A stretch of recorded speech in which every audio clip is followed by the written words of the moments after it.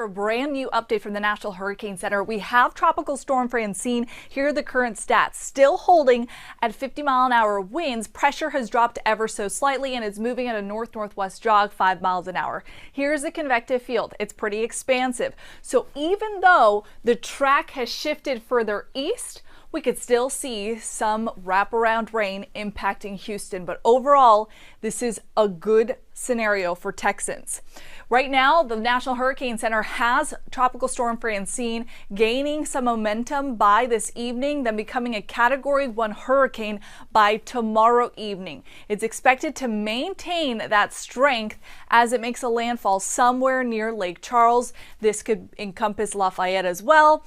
And notice the cone of uncertainty stretches as far east as New Orleans. Now, this could shift, which is why you're going to want to watch the forecast throughout the day as we get more updates once Francine starts to pick up more intensity. Notice the time frame to watch is going to be late Tuesday night into early Wednesday. For Houstonians, wraparound rain, I think, is going to be the biggest issue on Tuesday. Scattered storms throughout the day. We could see some lingering moisture into Wednesday morning. For the coast, we're going to see elevated tides, a storm surge threat, coastal erosion, coastal flooding is a possibility. Don't let your guard down. Just make sure you follow the forecast as we track Francine and see any new developments or any shifts in that forecast. Tropical storm watches for Brownsville and along coastal waters. This includes the coastal waters of our coastline, Chambers, Galveston, Brazoria, and Matagorda. Notice further east, the threat becomes a little bit more elevated. So hurricane watches, not just for the coast of Louisiana, but far inland communities are seeing the threat of those hurricane force wind speeds and tropical storm wind fields into New Orleans too. The highest likelihood, again, of seeing the wind damage is going to be where that storm center tracks. So right now, Lake Charles, Lafayette, New Orleans under the gun for that. But even our coastal counties have about a 50 to 60% chance to see some wind impacts. So that could mean we're not out of the woods when it comes to the potential of power outage threats or tropical storm force impacts.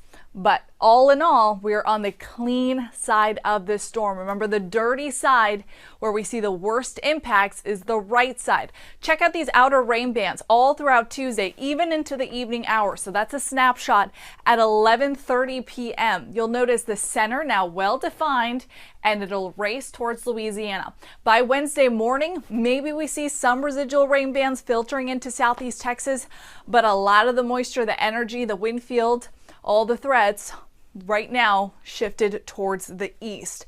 1 o'clock in the afternoon, looks like the eye moves inland and then it'll continue to race towards Kentucky by late Wednesday into Thursday.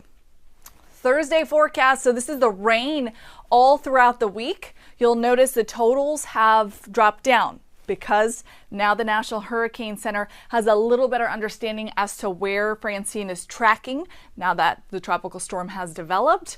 Rainfall totals for us will be most significant along the coastline. Widespread 1 to 2 inches. Isolated spots I think could see more than this.